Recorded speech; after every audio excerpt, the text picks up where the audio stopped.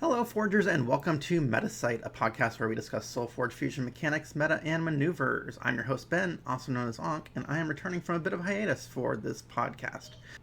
Today, I want to start a series on reviewing The Last Winter.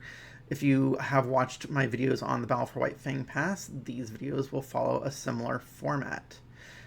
Each video will tackle one of the four factions for SolForge Fusion, as well as a fifth video that will go over specifically the Forgeborns and their new abilities in this set. On today's episode, we'll be talking about the Tempys Faction. But before we start looking at the cards, I want to go ahead and talk a little bit about how I like to evaluate the cards in SolForge Fusion. If you're not familiar, in SolForge Fusion, there's a certain way that the developers balance the cards. And we're talking specifically about creatures. What they do is they do what's called the 12, 18, 27 stat allocation. So what in a level 1 creature, you're expected to get about 12 points worth of stats. In a level 2 creature, you're expected to get about 18 points worth of stats. And in a level 3 creature, you're expected to get about 27 points of stats. You can see this pretty clearly in the card Combat Tactician. So at level 1, it's a 6/6. At level 2, it's a 9/9. Level 3, it is a 13/14. So why am I talking about this? Well, the reason that we talk about this is to sort of give us a sense of how the developers valued certain abilities on cards. And we can kind of look at that in terms of like how far off of the stat allocation we have on a creature to see how strong the ability might be.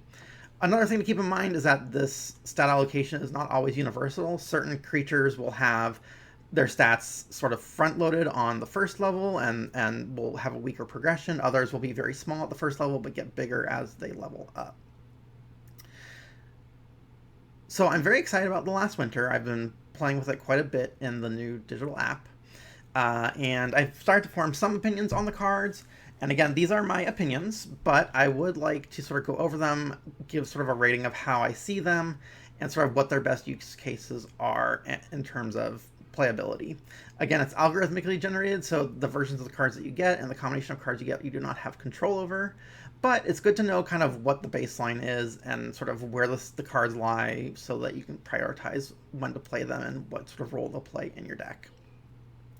So without further ado, let's go ahead and take a look at the Tempys Faction. So before we start talking about the cards, I do want to say I'm going to break this up into several different categories. So the first category we're going to talk about is the unforged creatures, or what you might call the holistic creatures. These are cards like Blizzard Shaman or Charger Mammoth, cards that always do the same thing. They don't have a forge modifier. Returning to Tempys in The Last Winter is Blizzard Shaman, Charger Mammoth, Flamebreak Invoker, Lightning Tamer, Nargoth Commander, Scorchmane Dragon, Stampeding Mongosaur, Stormcaller, and Unstable Vortex. So I've got a few cards that came back from set 1 that weren't in set 2, and vice versa. We have some cards from set 2 that were not in set 1. And we lost some notable things like your Anti-Elementalist is gone, but there are cards that sort of take up the roles of those cards. So the first card I would like to talk about is Adrius the Butcher. So Adrius the Butcher is a 3/6 at level 1. It has an activated ability. If it has increased attack, it battles the opposing creature. At cycle 2, if it has increased attack, it's a 5/8, and if it has increased attack, it battles an enemy creature. This is not restricted to the lane. And then finally, at cycle 3, it's a 7/12. Again, if it has increased attack, you can use it to strike another creature. So in terms of what we're losing out on in stats, just to get a sense, is that we're getting a 3/6, so we're short 3 stats, then 5 stats, then 8 stats. So not too much of a ding against the stat allocation on Adrius the Butcher. However, you do have a bit of a hoop to jump through on this card. You do need a way to activate or to increase its attack to get much benefit out of it.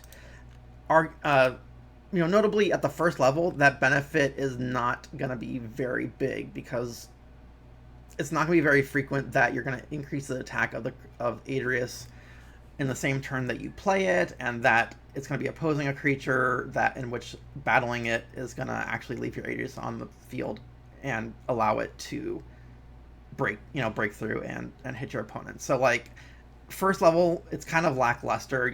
You're not gonna often get this to work sort of over the top, but when it starts getting to the second and third level, the hoop becomes more reliable to jump through, because at that point you can actually target different lanes with it.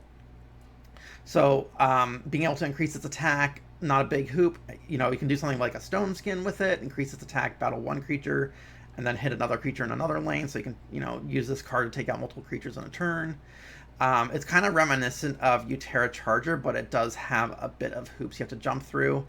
Once you get to level 3, it can strike with impunity, so it's going to be very strong if you can play it off Forge and also have a way to increase its attack the turn you play it.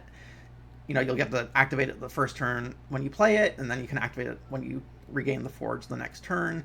So it has a lot of potential, but it is a card that you do have to jump through a lot of hoops to get it to work. I'm sort of, a little lackluster on this card. I think it's a bit much of sort of hoops you have to go through just to get to do anything besides just sort of having slightly mediocre stats. But if your deck can reliably, and I mean reliably, increase its attack, it does have a bit of potential. And that is the Utera Tempys theme in the last winter. So it's definitely, you're definitely more likely to see cards that will enable you increasing its attack. But again, be aware of what sort of tempo hit you might take from that, and just be aware that, again, at the first level, it does not do a whole lot, and it may not even be worth increasing its stats just to do the battle if you're not even gonna be able to punch through with it. All right, the next unforged creature we have is Deep Frost Guardian. So it is a 3/4 elemental. It says activate, deal 1 damage to a creature. If this has increased attack, you give that creature defender. It becomes a 4/6 and does 2 damage. Same clause about having increased attack to give defender.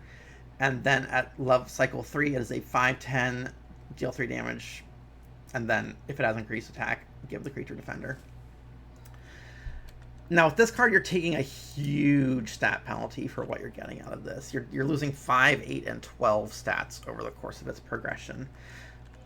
Additionally, the amount of damage it is doing is not increasing very much as you go. So it's not really helping you get creatures off the board reliably unless you're sort of finishing off a creature. But the body that comes behind with the Deep Frost Guardian at that point is, again, kind of mediocre.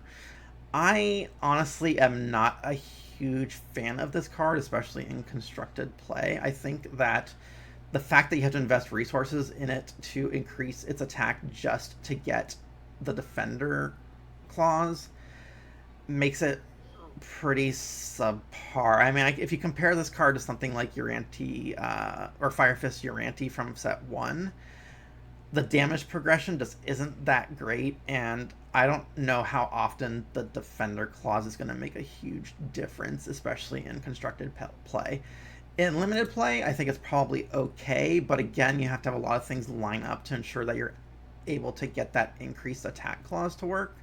Again, it's not always going to be relevant. You play this on Forge, giving a creature defender is not likely to matter if your opponent doesn't have any creatures on the board anyway, or they're playing off Forge, so they're playing in the back.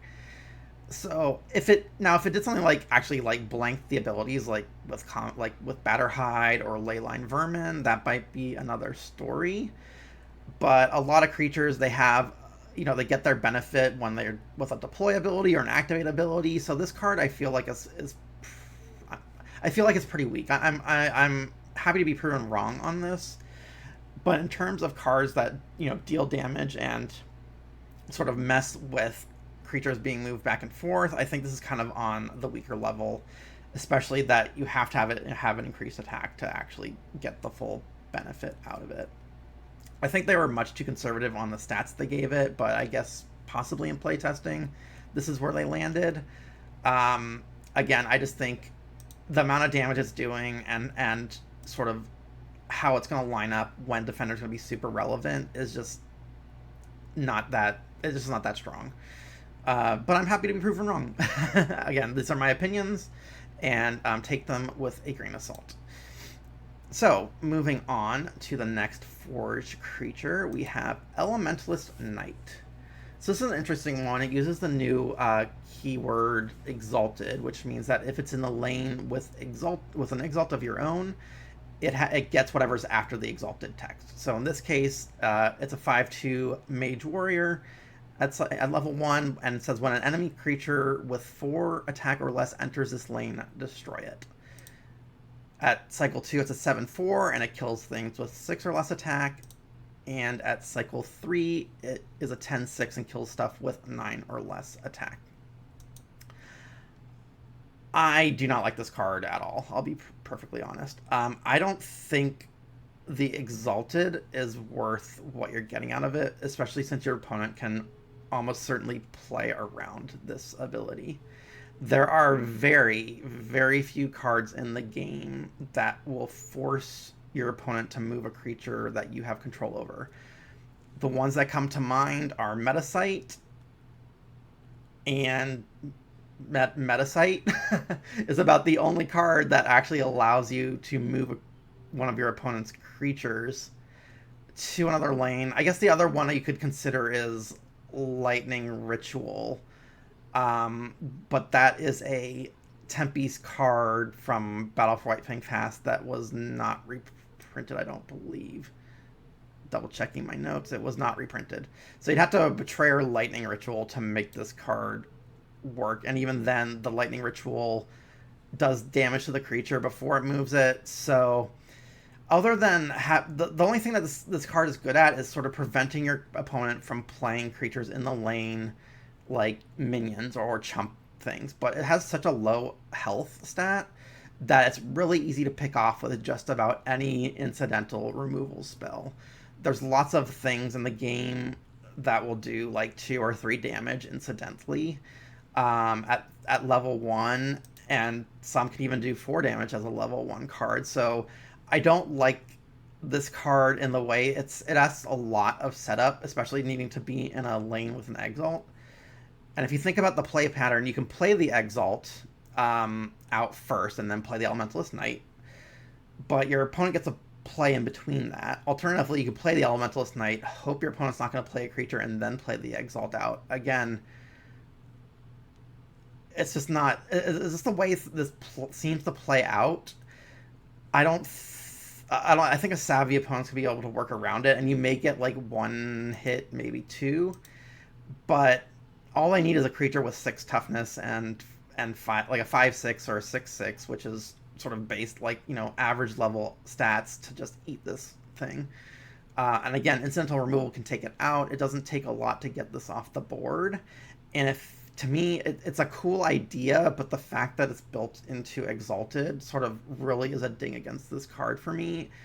I don't think it needed that clause, or it needed better stats to make up for the fact that your opponent can play around it. So it has a little bit more survivability on incidental removal spells.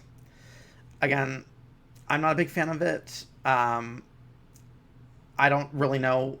Again, as the time of this recording, it doesn't actually work in the app, so I haven't really seen anybody playing it, and I haven't encountered it in terms of like it being a problem. But on paper, I'm not seeing it. So yeah, I'm not a big fan of Elementalist Knight. I don't think the way the stats work and the fact that it's an exalted creature to get the ability that your opponent has to play into to make it work is really kind of worth the action you're investing to play this card over something else. The next card is a much more interesting one. So this is the Frostveil Keeper. So it's a 6/6 Spirit Warrior with aggressive, but it reads, at the start of your turn, destroy this. At cycle 2, it's an 8/8, same thing, aggressive, start of the turn, destroy this. But at cycle 3, it's a 14/14 with aggressive, and at the start of the turn, destroy an enemy creature with decreased health. So once you get to cycle 3, it is going to be a beater. It's very high attack. It's almost as much stats as the Everflame Phoenix, which I believe is I want to say the 15/15. It's a little bit bigger than a dragon. It has the aggressive, so you can play this off Forge, and hit for 14 is a pretty big deal. And then pick off a creature that was damaged in combat the following turn, assuming, in cycle 3 when you play this. that the board state's in a good state for that to work out. And the bodies that you get at the lower levels are plenty to take out a creature at parity. So so you have a 6/6 with aggressive. You can either use it as a aggro piece to deal extra damage to your opponent off Forge, or you can use it to catch a creature with stealth. You can do a lot of stuff with the fact that it has the aggressive, and because the Tempys and Necrium faction pairing cares about self-destruction, the fact that it doesn't actually destroy itself until the start of the turn is actually nice, because that allows you to have it be destroyed at the beginning of a turn, and then that'll trigger all of your Death Matters card that you play that turn, if you happen to draw them. Once you get to the 8/8, it's a little understated, but again, it's really good at catching stealthers. It can hit those pesky defenders, do some damage that way. And then once you get up to cycle 3, it's gonna be a problem your opponent has to deal with, and its stats are just very big. You're likely to get a 2-for-1 out of this, or at least deal a big chunk of damage and get a free, be able to take out something that survived a combat. So yeah, I like this card. It's also a spirit, which is relevant for some of the spirit archetypes in the Last Winter. So I definitely keep an eye out for this card and give it a try if you haven't. The next holistic creature, or non-force creature we have, is the Lava Field Watchdog. So this is a 3/5 with Breakthrough, and speaking of destruction synergies, it has the deploy. If one of your creatures was destroyed this turn, give this +5 attack. So talking in terms of stat penalty, you're getting a -4 to its stats at base level, but you get +5 if you can meet the clause. So it's a little bit above stats at the first level, and it has Breakthrough as an added bonus. It helps work with your Attack Matters synergies. But also, let's look at how it progresses. So it's a 3/5 at level 1. At level 2, it's a 5/6. So it doesn't get much more health. But the deploy increases to +8 attack if it had a destruction this turn. And then at level 3, it's only got 7 health, but it gets +10 attack this time. So 19 attack Breakthrough creature is something your opponent's going to have to deal with. But it will likely die in just about any combat at cycle 3. It doesn't have enough health to really survive like an arrogant creature or some level 1 or 2 creatures that can be used to take it out, but your opponent's going to take a lot of damage in the process with that. I think if your deck has good enough self-destruction enablers, that this is a good card, but I wouldn't really overvalue it if you don't have those sort of synergies going on, because you become reliant on your opponent destroying a creature to play this for its full value. And just because that happens like in the first cycle, when you draw it in the second cycle, or the second time you draw it and it's at level 2, you may not be able to line things up again, and then it's very understated by the time you get to cycle 2 and cycle 3 if you cannot make that deployability go off. So I think it's potent. I think it's fine for a common card, but I think you need to think through how aggressive is your deck. Does it have the ways to enable the self-destruction synergies? And you have to be aware of how it's going to progress as the game goes on, because you may not always be able to line up this deploy trigger, and it's going to be very, very weak if you can't. And the final unforged creature we have is the Wildfire Maiden. So it's a 3/5 at level 1. It's got Exalted, activate, do 2 damage to a creature or player. At cycle 2, it's a 5/8. The activate becomes deal 4 if it's Exalted, and then at level 3, it's a 7/12. Activate, deal 6 damage to a creature or player. So with this one, I kind of consider this like a bargain bin Sparking Omni. It's a little bit stronger on attack, a little weaker on defense compared to Sparking Omni, and the Omni, you don't need to have Exalted to make it work. But I think having the extra little bit of attack allows it to be a little bit more valuable in the early game, and you're not losing a whole lot in stats. You're losing 4 stats on level 1, 5 on level 2, and 8 on level 3, and that's easily made up by 1 or 2 activations of this ability. It also pairs well with certain exalts. For one, the storm, what is it? Cloud Rift, Storm Conduit, or Cloud Conduit, Storm Rift, whichever whichever the Ator one is. This is a really great enabler for that because Ator is back in this set. So this is a great way to enable it and then keep on chugging out damage with it. I also love the art on it. I think it's really cool. So I think if you have the Exalt support for this, it's going to be a really good card at cleaning up the board, taking out minions, doing some face damage to your opponent. Possibly you can enable some self-destruction synergies if you just need a way to get one of your little things off the board to enable something else. So yeah, it's a pretty cool card. I do like it quite a bit, but again, you are reliant on it fitting in an Exalt lane to which limits its placement and can make it a little awkward sometimes with when you're going to play it, depending on the board state. Okay, and then we do have one more non-forged creature that I almost glossed over, which is the Windweaver Asir. So this is a 3/7 at level 1, and it reads, activate, choose another level 1 creature, ready or exhaust that creature. You can use this ability only once per turn. Level 2, it's a 5/10. Again, same ability, but you can do a level 1 or 2, so it's level gated. And then at level 3, it's a 9/15. Again, activate, but you can use it at ready or exhaust any other creature, again, once per turn. So in terms of stats, I think the stats are great. You're only losing 2, 3, and 3 over the progression, so you're not losing very much. It's very health heavy, so it's going to stick. It's a good thing to use as a blocker and to stick around for multiple turns. And being able to ready your own creature or exhaust a creature when you're on Forge can be really powerful in this game. Shutting off an ability, like if you play this off Forge and your opponent has a Blight Witch, being able to shut off the Blight Witch the next turn is great. Being able to reuse things like Mantis twice in a turn is fantastic. So yeah, this card, you have to have the activate support. I don't think I'd like this card. I would prioritize this card if my deck doesn't have a lot of activate abilities that I really want to use. But having the sort of backup of being able to exhaust your opponent's abilities, if you see that your opponent has a list with a lot of activate abilities, it might be worth kind of leveling this up and going down that track.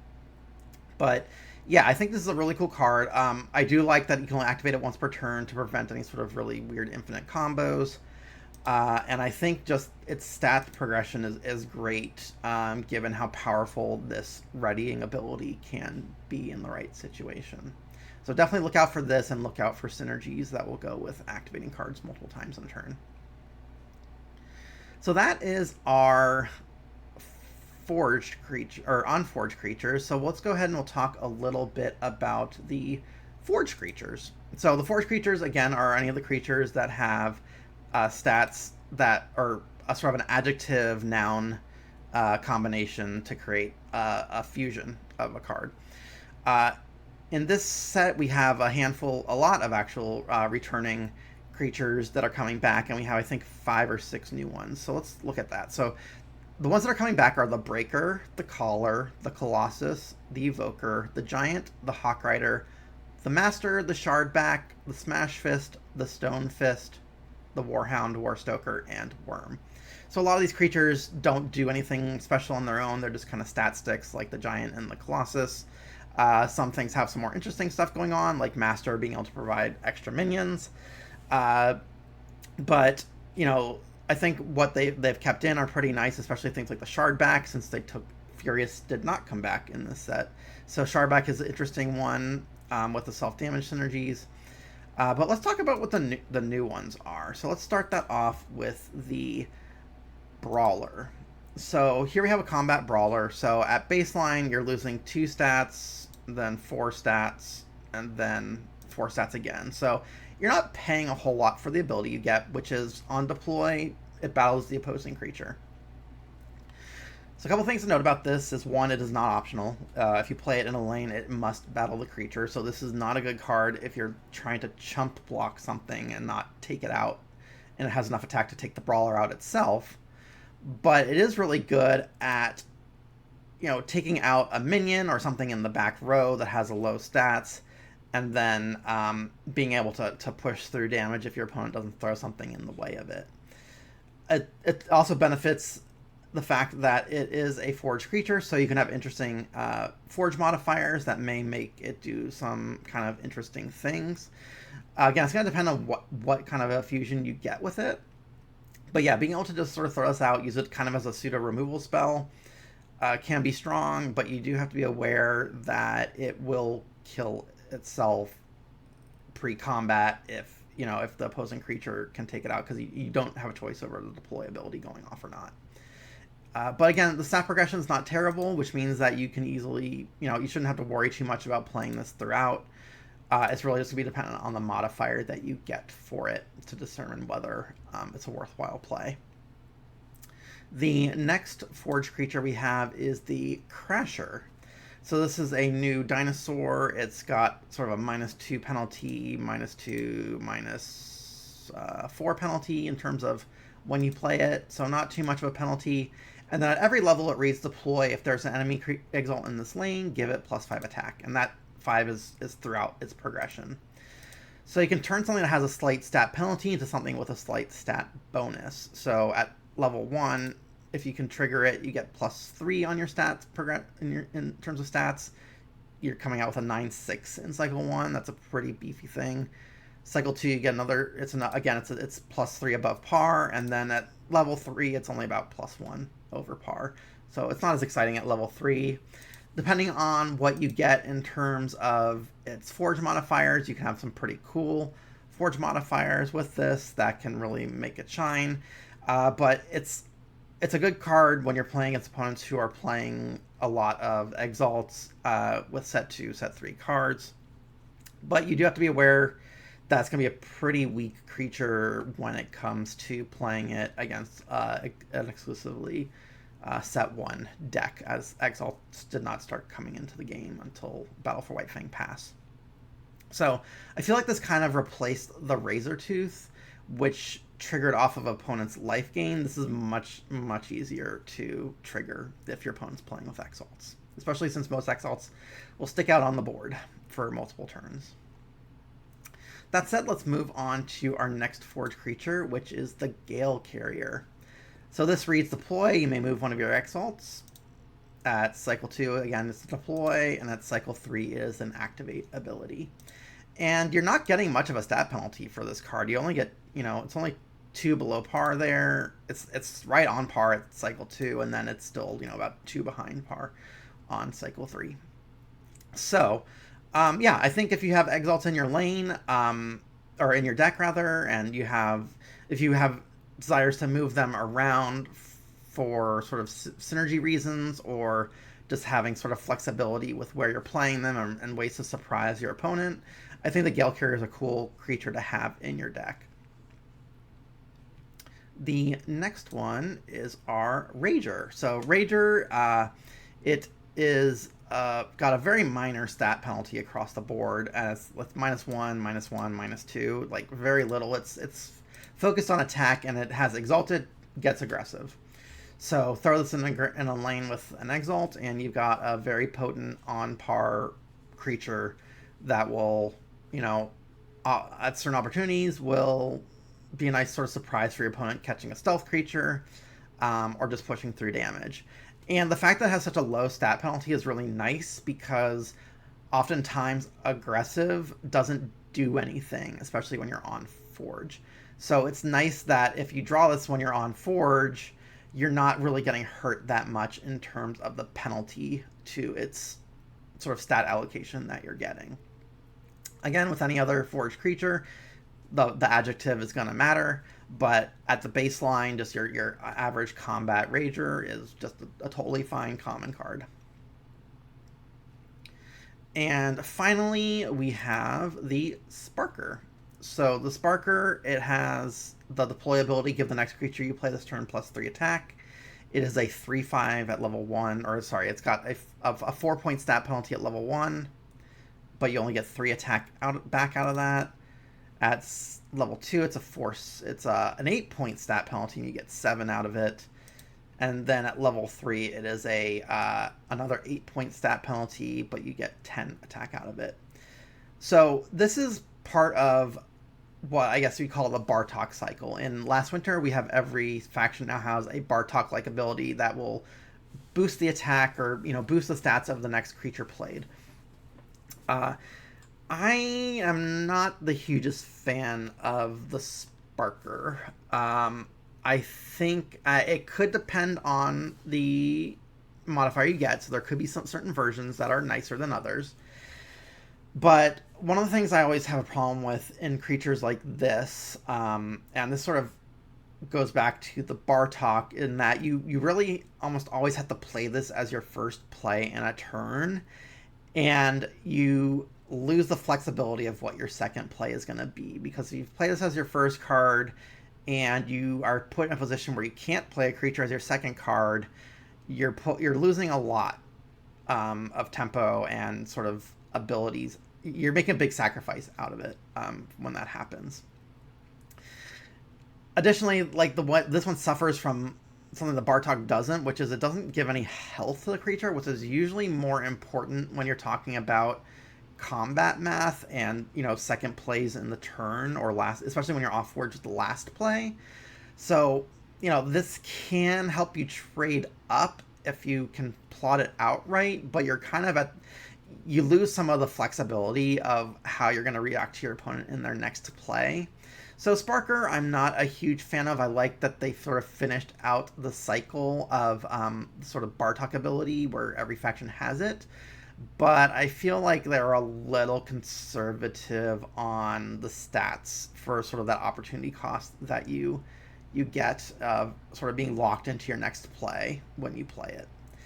Of course, there's always exceptions. You might have ways of generating minions that don't require that, like on the fly with a Forgeborn ability or with an Exalt in play or something like that, where you can sort of create things on the fly to get from the Sparker, so you're never truly out of you don't totally lose that opportunity cost. But again, Sparker, it's okay for a common. I'm not a huge fan of it. There are going to be situations where it's worth playing, but again, like I was talking about with things like the Lava Field Watchdog, if you choose to level this up in the first cycle because you can line it up just right, you may not be able to line it up very well in the second or third cycle of the game. So there is a real cost to it, and just be careful when you're playing with this card.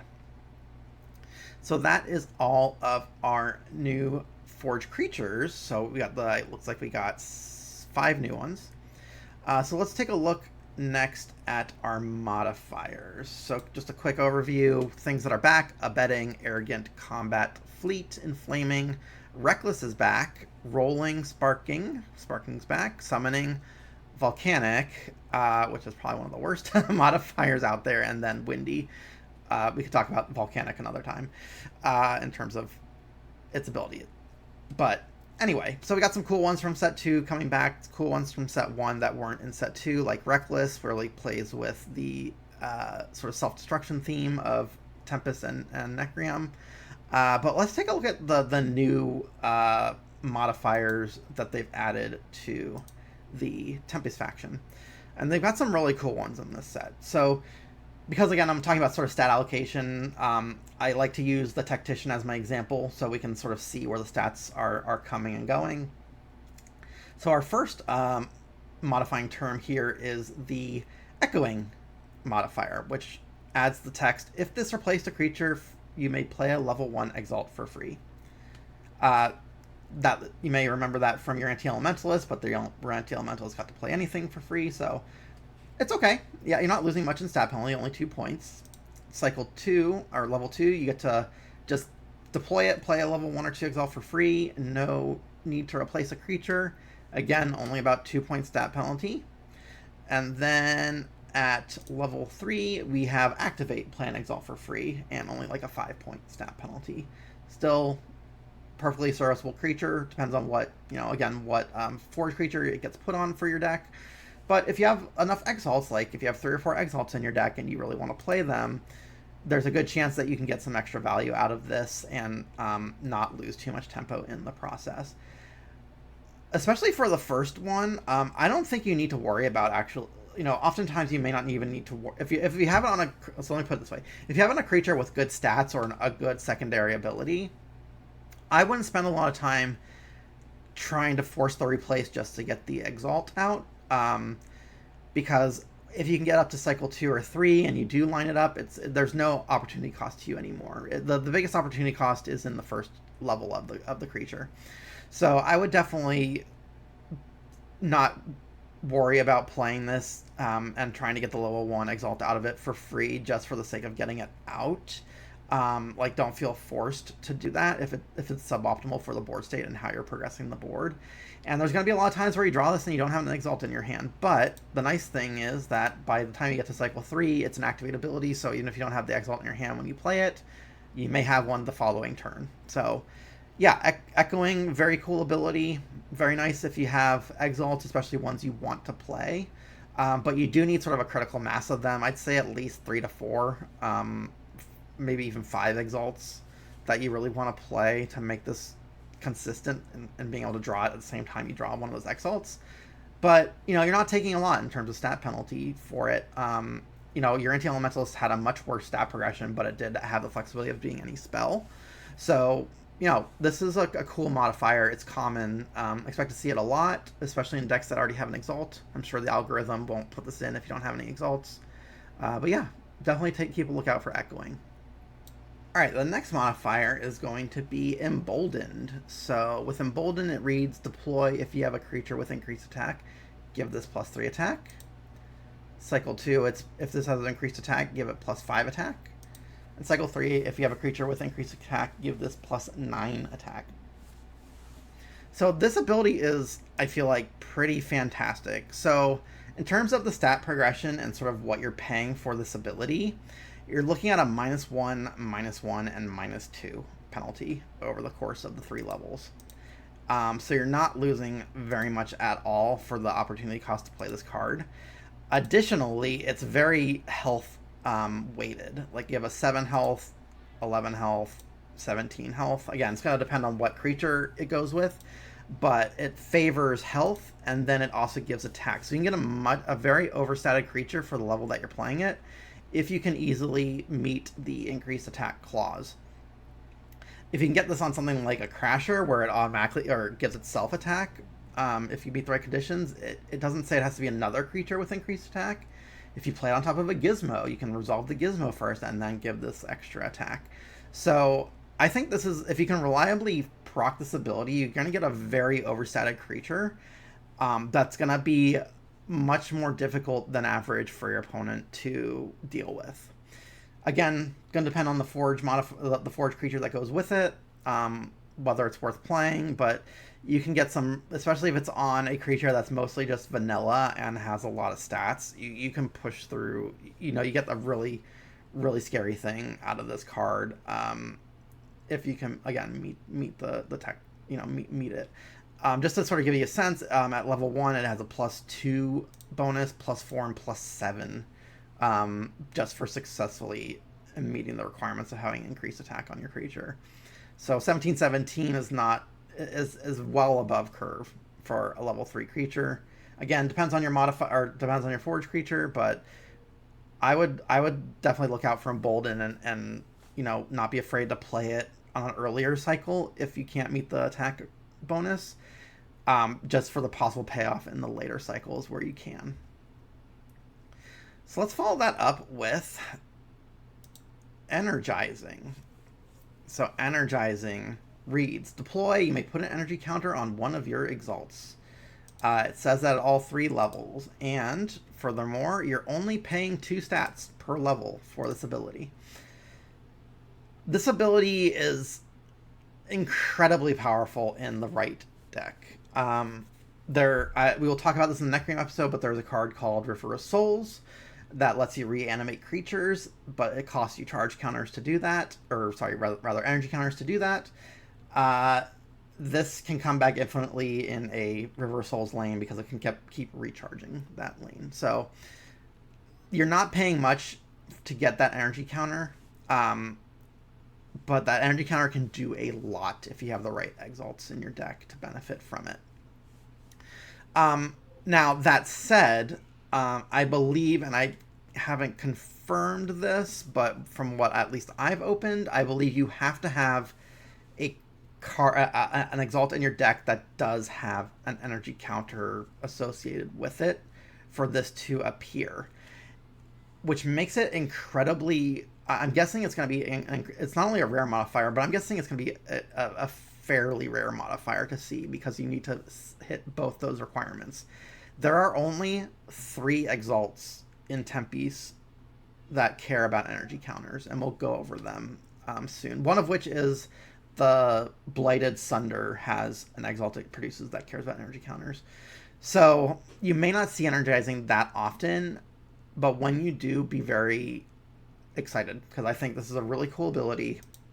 Doesn't cost you much, and with the right Forge creature and the right Exalt, it can be very, very punishing. So yeah, I'm a big fan of energizing. I'm glad they had at least one sort of way to manipulate energy counters in the set. But again, I suspect it's going to be fairly rare to see this, and if you ever see one that has like multiple in the same deck, that's a pretty special deck to have. Alright, the next Forge modifier is Firebranding. So this reads, if one of your creatures was destroyed this turn, deal 6 damage to the enemy player. It's the same amount over all 3 levels, and you're only paying 1 or 2 stats at each level for that ability. Very, very aggressive ability. Now, at first time I read it, I thought it could do it to a creature as well, and that would have been absolutely bonkers. So just bear in mind, this only hits the enemy player. But if you play all 3 levels and trigger it every time, that's 18 damage. Your opponent's starting at 18 less life than you effectively with this card, if you can reliably trigger it. That said, you are relying on either your opponent destroying one of your creatures in the turn you play it, or you having your own way to self-destruct creatures. So be careful that that juice is worth the squeeze if you're going to start destroying your own creatures willy-nilly just to get the 6 damage. But, you know, it's a great punisher for your opponent destroying your creatures on their first or second action when you have the final say.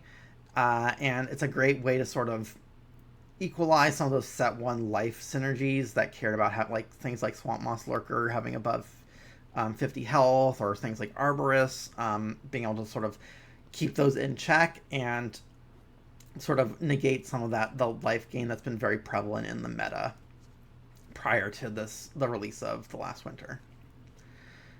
The next forged ability is Torching. So Torching reads, deploy, you may deal 4 damage to one of your creatures to play a level 1 spell for free. Level 2, it is deals 8 damage to one of your creatures to play a level 1 or 2 spell for free, and then 12 damage to one of your creatures to play a spell for free. The stat penalty that you're looking at with this card is 2, 3, then 7. Not a big stat penalty. In my opinion, this is probably one of the most broken abilities in the set.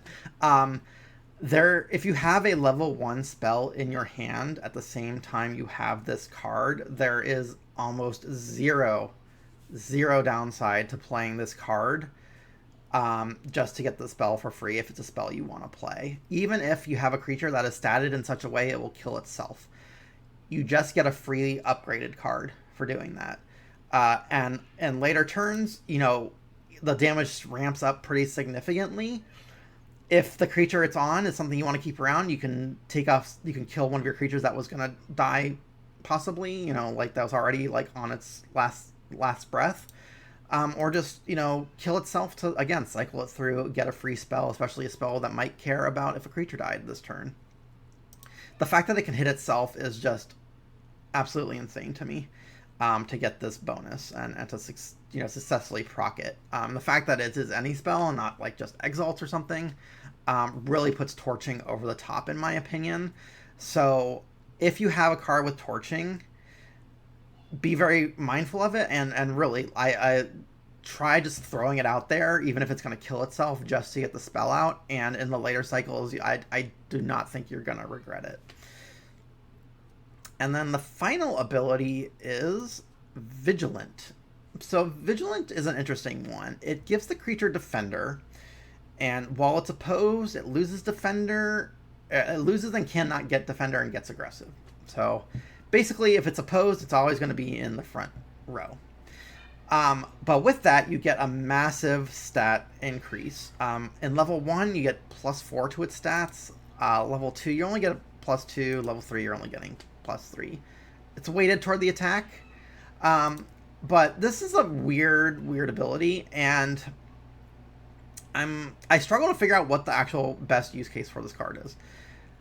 One is it's absolutely phenomenal at stopping stealth creatures.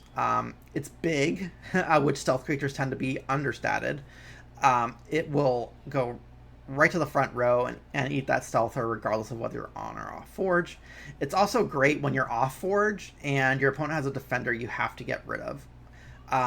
Because you throw it out there, often you can take out that defender, the vigilant creature sticks around for your opponent to have to, and basically clogs the lane for your opponent. Vigilant is not a good card, a good modifier for a deck that's aggressive, but a deck that wants to kind of control the board. Vigilant can be very powerful and function as a pseudo removal spell, with something that you get like a little bit of a resource left behind.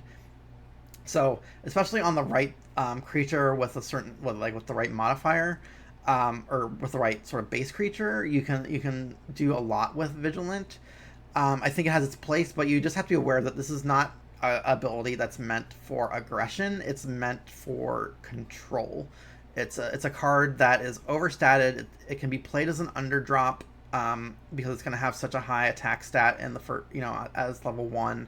I think it looks like it's kind of on par with Arrogant, in terms of, but also gives you a little bit of extra health there. Takes out stealthers, takes out defenders. Don't underestimate this modifier. Definitely take a look at it. Pay attention to what kind of card it's on, and don't be afraid to throw this creature out and make a nuisance for your opponent. All right, so now that we've gone through our creatures, let's talk a little bit about our spells. So just a quick note, there's not a lot of spells that actually came back. Actually, there's only 5 returning spells, so they exchanged out a lot of spells in this set. So what we did get back is Burnout, Disintegrate, Fit of Rage is back from set 1, Ice Storm, and Stone Skin is also back from set 1. Fit of Rage I've always been a big fan of. It gives attack and breakthrough and does it to multiple creatures if you play the spell that turn. But yeah, very cool to see a couple of those cards come back, especially Stone Skin with all the sort of new Slay abilities. Very cool to see that come back. But in terms of the spells that we've got, let's take a look at them. So our first spell is the common Aether Tap. So it reads, give a creature +5 attack. If you have an Exalt in its lane, you may play a Spell Sprite minion. Cycle 2, it's a +7 attack. If you have an Exalt in the lane, you get a Spell Swarm. And at level 3, it's +10 attack. If it's in an Exalt lane, you get to play 2 Spell Swarms. I'm not sure how I feel about this card. I don't think it's as strong. I think it's incredibly situational. Let's put it that way. I think a lot of times when I evaluate cards, I look in terms of how good is this card when it's my first turn and there's nothing. It's my first action of the turn and there's nothing on the board. And Aether Tap does not do very well in that situation, because you're never going to get the benefit of both parts of it on a completely empty board. So if he draws in your first hand, it's going to be pretty darn weak. You have to play a creature, right? You're not going to have an action to play an Exalt, so unless it's like a Soulbind creature that brings its own Exalt with it, you're not going to get the Spell Sprite. You will get the increased attack. There's no condition to that, but +5 attack with no other benefit, not a big impact to the board, and you're putting a lot of eggs in one basket, especially in Constructed, where removal is very prevalent. Once you get past the first level, you should, and you're into Cycle 2 and Cycle 3, you're more likely to be able to meet the clause because you'll probably have some Exalts out by then. But it's a big hurdle to get over that level 1 and being able to take that tempo hit if you don't get the Spell Sprite out of it. And even then, the Spell Sprite is going to be kind of like easily chumped or removed. So I predict this card is very difficult to line up in the first cycle. and you may be underdropping it in cycle 2 and 3. And if as an underdrop, I think it's just terrible. I don't think it's strong enough. You may be able to like take out a creature here or there just by in combat, but I don't think it's particularly strong if you're playing as an underdrop. And the fact that you have to line up just right to kind of maximize it in the first cycle to make it work means that there's so much that you have to line up to make this card reach its full potential that I don't know if that quest is really worth it. But in the right deck and the right board state, it can definitely be a strong card. But just be aware that it is going to take some work from you, and you have to be prepared to follow up that work in the later cycles when you draw it to get the benefit. The next new card is Ancestral Staff. So this is a spell Exalt. It's interesting. It reads, activate, move this to an adjacent lane, and then when you play a creature in this lane, you give it +2 attack. So the play pattern with this would be play it, play a creature over top of it, move it around, play another creature over top of it. Basically twice per turn at most, you can get +2 to creature's attack. Kind of mediocre. At level 2, you have a creature +4 attack, and you actually blow up the level 1 version to do 4 damage to the opposing creature. And then at level 3, it's +6 attack, and you destroy it to deal 6 damage to the opposing creature. Again, you can only move it 1 lane at a time. I am not sold on this card in any way. I think the attack bonus is just so low that it, unless you have a ton of attack increase matters cards, it's not going to do a whole lot for you. The idea of it, doing 4 damage to the opposing creature when you play the second level of it is a bit. It's a promise that you're not actually going to be able to fulfill as often as you'd think. So just think about it this way. You have to draw the Ancestral Staff level 2 in a turn you want to play it, and the level 1 has to be across from a creature where the 4 damage is going to matter. Right? So those two things lining up, in a card game where you're discarding your hand every turn, and you can't bank the Ancestral Staff, makes it pretty weak in my opinion. I would much rather have a Spirit Golem Conclave than this card, because again, you play it if you think back to Echoing, right? If you have an Echoing creature, you play this off the Echoing, it doesn't really give you any immediate benefit. So its synergies seem pretty medium at best. And I feel like you're going to lose a lot of tempo playing this card just because of how conservative they were with the attack increases. So again, not a huge fan of the Ancestral Staff, but I'm sure it has its place in decks that care a lot about having increased attack. Alright, next up we have Ashurian Flame. So this reads, deal 3 damage to a creature. If you have a creature with increased attack, you may deal 3 damage to another creature. At level 2, it is 5 damage. Again, if you have a increased attack, you do 5 damage to another creature. And at level 3, it is 7 damage, 7 to another creature. So I think this is a great spell for sort of catching back up when you're behind, or sort of finishing off multiple creatures that have been damaged, or taking out a couple different minions. It reminds me a lot of the Flame Sculptor's Seal from Battle for My Fang Pass, where you get 3 damage, play a mage, deal 3 damage again somewhere. I think the increased attack ability is going to be fairly easy to hit, but it's not the worst if you can clean off a big, an important creature that's been damaged, or an important utility creature, and not have to worry about benefiting from the second target with it. I think it's an absolutely fine role player. I think this feels like it should have been common, but I can see why they made it a rarer one. But yeah, I think it's fine. It's a fine removal spell. It does its job. It cleans up from combat, and can get you back. It can get you back to parity with your board state, or even ahead, depending on the situation. If for no other reason, the fact that you can hit multiple creatures with it and finish them off in a single action. So definitely be on the lookout for this card. Be aware of when the best time to play it is, and don't be afraid to level this up if you can reliably get the increased attack clause to go off. Next up, we have Chain Lightning, which has been hyped quite a bit. So it reads, play a spell sprite minion. When you give a creature attack this turn, deal 2 damage to the enemy player. At cycle 2, you get a Spell Swarm. Again, anytime this turn you get an increased attack, you do 2 damage to the enemy. And at cycle 3, you get 2 Spell Swarms, and then increasing attack gives you 2 damage to the enemy player. So this is definitely like a synergy combo type card that you can really push the amount of damage you're outputting with this in the right deck. I think it's going to be fairly weak in a sealed situation where you don't have as much control over how much you can increase creatures' attack in one turn to really maximize that damage you're dealing to your opponent. But if you can get like 3 or 4 triggers out of it in a single turn, that's pretty phenomenal. Even at level 1, a play pattern can be as simple as play Chain Lightning, get a spell sprite, play a spell that increases attack, and that increases the spell sprite and something else, or the spell sprite on its own. So you can get, a couple triggers, do some incidental damage, or you can focus an entire strategy around it where you are dealing a lot of damage in a single turn with this ability. I could see seeing one of these as a Betrayer as being fairly crazy, because if you pair this with something like Thundercrash Field from Battle for White-Fang Pass, you're just doubling up those triggers, or if you can get like an Elemental's Ritual, you're doubling up those, you're vastly increasing the amount of damage that you're dealing out of this.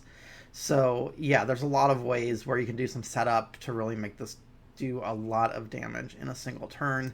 And the nice thing too is it's not even bad as an under-leveled card, because the first 2 levels you're getting just a single minion out of it. So, you're still getting a body that increases its attack with every spell play. And the damage is the same across all 3 levels. So if the damage is going to be relevant at a particular point in the game, it doesn't matter what level this card is that you play it. That damage is going to be relevant that turn. Another cool thing to pair with this might be something like Lycian Rain from set 1, where you get a minion, extra minions. It's a spell, pumps all your minions, so you're pumping the spell sprite like a couple times in a turn. It also works fine with like gizmos, where you already have them on the board, and you can just start dumping stuff on top of your gizmos, in addition to getting the buffs to the spell sprite. So lots of combo potential, lots of synergy potential, but it has to be on the right deck. I wouldn't just play this if my deck did not have a high potential to increase creatures' attack or play a lot of spells in a single turn. Next up is Deep Frost Hills. So this is one of the energy exalts I was talking about earlier. So it reads, deploy, you get 2 energy counters on this, and then you can activate, remove an energy counter from this to deal 3 damage to the opposing creature. This turn it gets Defender, then if there are no counters on it, destroy it. So it basically is deal 3 damage, push something back, and then you can do it again another turn or on a future turn. I think, and then in terms of progression, it comes 5 damage and then 7 damage at the 2nd and 3rd level. So I have some pretty strong opinions about these energy counter exalts, and I think they are the right one. The certain class of, there's like 4 of them in the set that are absolutely phenomenal, and like a couple others that are just kind of okay. And I think any of the, like Deep Frost Hills is one of the ones that I think is like very high tier in terms of its ability, and it lets you do something that like is fundamentally sort of it sort of fundamentally breaks one of the rules of SolForge Fusion, in that you get to choose when you cash this in. So it's a spell that has like a delayed effect if you need it to. What do I mean by that? You can play this on a completely empty board, and it will sit there and it will threaten that lane for as long as it's out.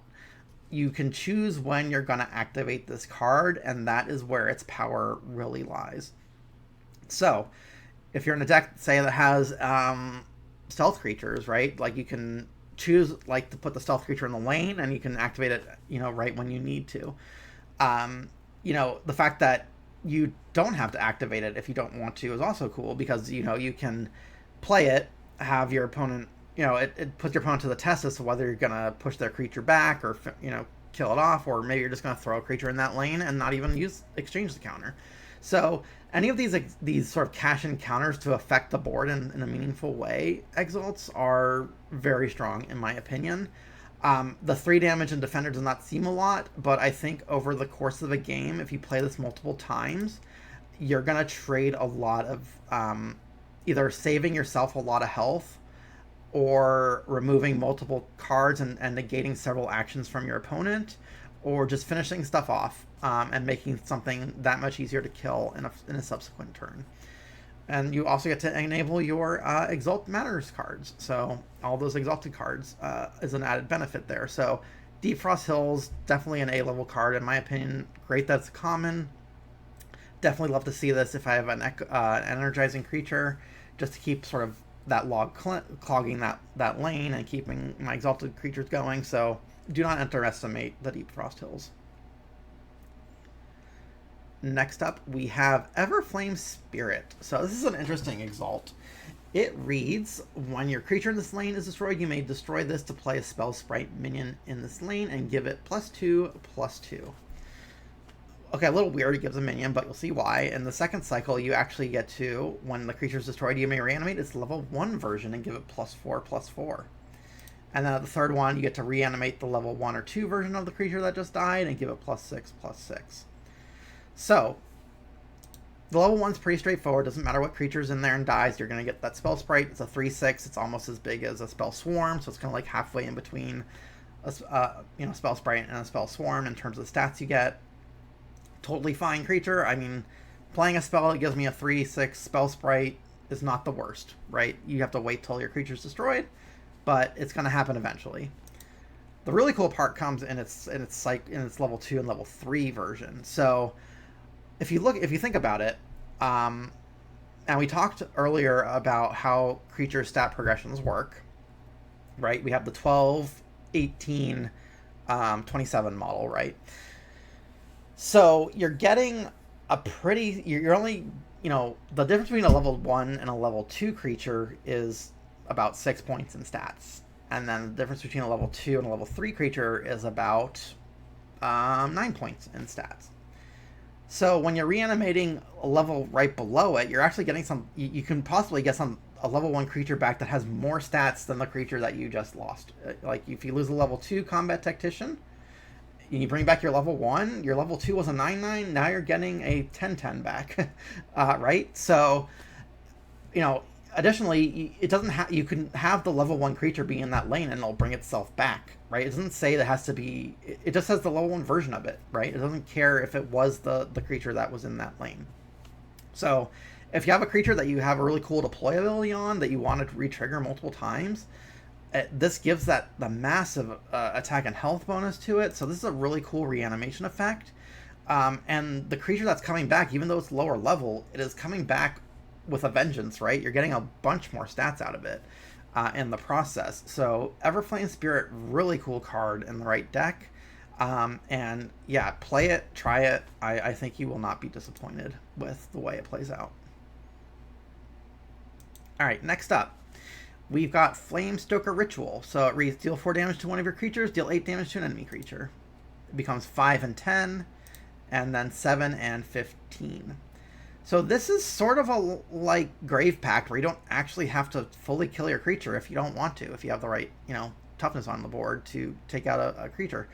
8, 10, 15 damage is a lot of damage. I mean, it's right on track for the level of the spell.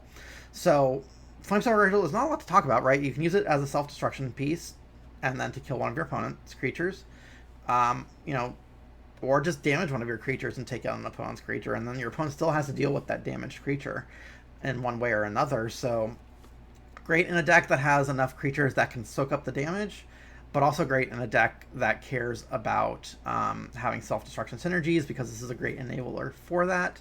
Also nice with the Shard back, which came back in this set. All right. Next up, we have the Mount of Heroes. So this is an Exalt. It reads, activate, do 2 damage to your creature in this lane, and if you do, you give it +4 attack. At cycle 2, you destroy your level 1 mount, and when you deal the damage to your creature, you give it and its adjacent creatures +4 attack. Level 3, you destroy both mounts, and then when you activate it, it does 2 damage to the creature and gives your entire team +4 attack. So this card is great in the right deck, but it is a lot of work to get it. You do have to put a lot of effort into it at the lower levels. Uh, you're only netting 2 attack or 2 stats out of 1 activation, right? You do 2 damage, you get 4 back, so you're up +2 effectively. I've played with this enough, and oftentimes you're going to find that you can't use this multiple times on a creature, because even if it survives combat after that increased attack, you're probably going to be at such low health at that point that you're not going to really be in a position to activate it a second time. But it could be really great with like a creature that has native armor, because that armor refreshes every turn. So look to a Loyan for that. But once you can get it up to the 2nd and 3rd levels, it really starts to shine. So if you can get past that first level and not have to worry about sort of the tempo hit you're going to take from utilizing an action to do it, you can dish out, you're dishing out what? So 4 stats in the first one, but then you can get up towards 12 per activation, and then 20 per activation across the board if you have a full board. So, you're not, and as the game goes on, you're still only doing 2 damage to your creature, which means that 2 damage becomes less and less impactful. It's less of a penalty the higher level you get with it. So it almost becomes negligible. In some cases, it's an advantage, especially if you have like a shard back that cares about self-damage. So, cool card, right situation, but again, be very cognizant that the first level is often going to be a bit of a tempo loss if you don't have a free way of playing it with like an echoing creature or something like that. Alright, next up we have the Runestone. So this one's pretty straightforward. It's just an exalt that says your creature in this lane has Slay. You may play a level 1 spell for free. Destroys its lower level version, lets you play a 1 or 2 spell at level 2 with the Slay, and then any spell for free at level 3, again, destroying its lower levels. So 1 Runestone on the board at a time, but if you get the Slay off, you get a free spell. This is a card that doesn't have much of an opportunity cost associated with it. If your first play is to play a creature, your opponent goes to block it, your creature's going to die, or your creature's going to, they're just going to trade. You just throw this out and you're going to get a spell for free at the end of the turn. It's not going to be a very good card if your deck does not have at least like 7 or 8 spells to work with. And it's going to like the lower level version is going to start to diminish as the game goes on. So you have to kind of keep up with it. So you have to be aware of that. And, it's a bit easier to play around, right? Like your opponent can kind of keep that lane empty and you might not get more than 1 Slay out of it in a cycle. But if you have cards that can kill creatures, like say like in a different lane, like you got the Adrius the Butcher in a different lane, or in the Runestone lane, and it's a higher level, you could hit a creature in a different lane to kill it to get a free spell. That's pretty cool. Cards like Allomancer or the Wild Fire Maiden that was added to the set that can ping things, finish them off, get free spells out of it, can be very, very cool. It's not gonna, I don't think you're gonna be able to maximize this as much as you want to, but if you can play it without really losing tempo, I think it can pay off in the long run in the game. But it's probably not as great in a deck that's more aggressive, because if you can't reliably get that first Slay trigger off, you don't want to just play this where you're not going to get the Slay off in the first turn that you play it, is what I'm trying to say. Because your opponent's going to be able to play around it in future turns, and by the time, once they start doing that, by the time you actually get the Slay trigger to go off, you're going to have that correct level spell in your hand, and it's a spell you want to play, and timing on the spell is a good time to play the spell. There's a lot of stuff that has to line up, but it's a very sort of like situational card that can give you advantage as the game progresses.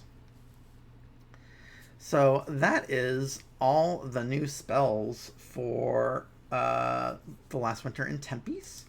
So the last thing I want to talk about are the Soulbinds. The ones that came back are Ator the Thunder Titan and Goliath came back in this set.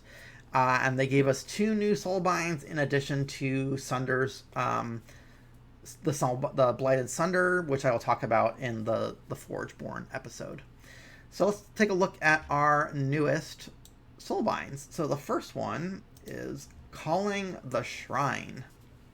So, Calling the Shrine reads, play Slumbering Shrine, give a creature +4 attack. Okay, well, what's Slumbering Shrine? Let's take a look. It is an exalt that says when you play a spell, put an energy counter on this. Okay, so that's our other energy counter card that cares for energizing.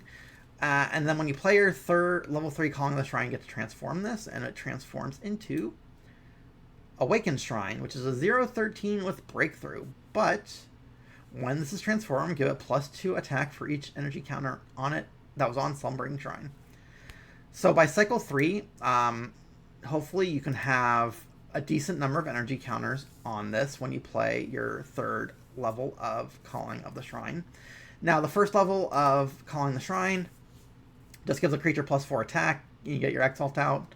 So, bit of a cost just to get it started, but once you get to level 2 of it, you get to give a creature 6 health, and then you can play a level 1 spell for free. And then at the level 3 version, you can play a level 1 or 2 spell for free and 8 attacks, so negligible. But it is very good at pumping out a lot of spells to put a bunch of energy counters onto the Slumbering Shrine, rather. That said, it needs to be in a deck that plans to get to cycle 3. It is not what I consider a very aggressive card, because you have to be like in a very spell heavy deck, or a deck that has a lot of energizing creatures to really ramp up the Slumbering Shrine to a point where the Awakened Shrine is going to be a significant threat in cycle 3 or 4 when you draw your final Calling of the Shrine. The variable nature of its attack makes it hard to evaluate just how big of a threat this is going to be. And your mileage is going to vary on it, right? Like, you might get a, 2013 out of it, or you might get a 613 out of it. Like, it's, it just depends on how the game plays out, whether you're paying attention to the number of spells you're playing, whether you got those energizing creatures to increase its attack. And ultimately, it's just kind of a beater with 13 health that maybe will deal some damage once or twice, but it's gonna obey the Forge rules. So if you have to transform it off Forge, you're a little bit vulnerable there, right? It does double checking. It does say transform it, so it does not specify which lane it needs to go into. So my inclination would be that this can go into any lane, but I would have to double check with Nick on that in terms of the rules, because it doesn't specify that it has to be transformed into the same lane that it is awakened from. So it's an interesting soulbind. I don't know if it's like the most powerful. It's definitely no Rumble Spark energy, or Nova Elementalist, I should say, but it is a fine soulbind. It'd be fun to play around, but I don't know if I'd really base my entire deck around making this work, because again, that level 3 creature is still frail to removal. It doesn't have a lot of health, so for a cycle 3 creature. So you just gotta be aware of what you're investing in and whether it's gonna be worth it.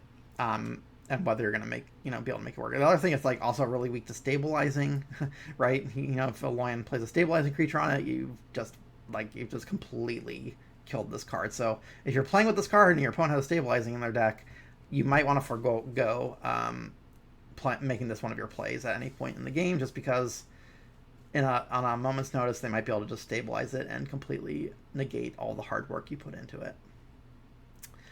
All right, and then for our final soulbind, we have Dragon Wake. So it's a spell. It reads, choose one. Play Cinder Smoke Wyvern or play Ice Frost Wyvern.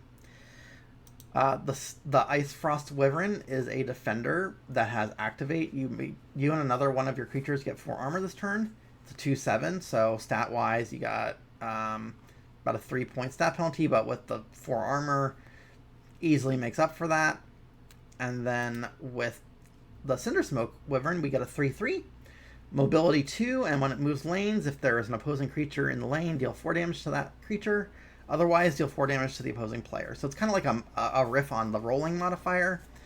You get a pretty weak creature out of it, but you can do some significant damage with it, like taking out a creature with this for free It's probably, 4 toughness is not a lot at cycle 1. It's also a level 2 creature, so some of like the level gated cards aren't going to work on it in cycle 1, though they'll quickly catch up in cycle 2. Let's see the levels of Dragon Wake just to see how it makes up for that. At level 2, it says choose one. Transform Cinder Smoke Wyvern, give it +3/+3, or transform Ice Frost Wyvern, player transform the Cinder Smoke Wyvern, give it +3/+3. Player transform Ice Frost Wyvern, give it +3/+3. Cycle 3, you get +6/+6. Again, player transform it. So, things to note. 1, the transforming is not optional if the Cinder Smoke is on the board still. You play this card, you're going to get an Ice Frost Wyvern out of it, because it's going to flip it. Same thing with Ice Frost Wyvern. You're going to flip it into a Cinder Smoke Dragon. So that just depends on whether, that is good for you at the time. Ideally, what's going to happen is your Cinder Smoke or Ice Frost Wyvern is going to die before you get to the second level of the spell, and then you get full control over what you get out of the deal. You get to choose to play the version you want. The scaling on the abilities, it doesn't... The thing to note about this is that the stats will scale because you get that +6/+6 or +3/+3 or whatever in terms of adding it to the attack and health of the creature. So it kind of that is a way of sort of helping keep the creature that sort of static creature on level as the game progresses. But the abilities they have do not scale with that. So you're still only ever going to get 4 armor. And you're only going to be able to do 4 damage. So the impact of that is going to dwindle as the game goes on. That said, it's still a cool dragon. I think if in an aggressive deck that's trying to get your opponent dead in the first 2 cycles, the power level fall off is not going to be as relevant.